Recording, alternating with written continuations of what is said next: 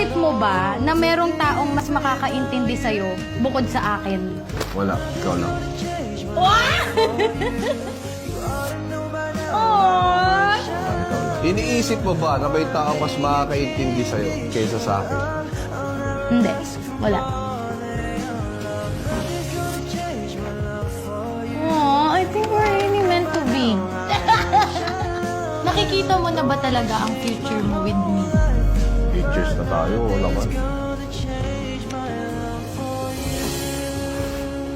Uy, Di pa ma-future yan? hindi tayo naglaloy. Meron ka na bang pinuntahang babae Wala. nang hindi ko alam? Wala.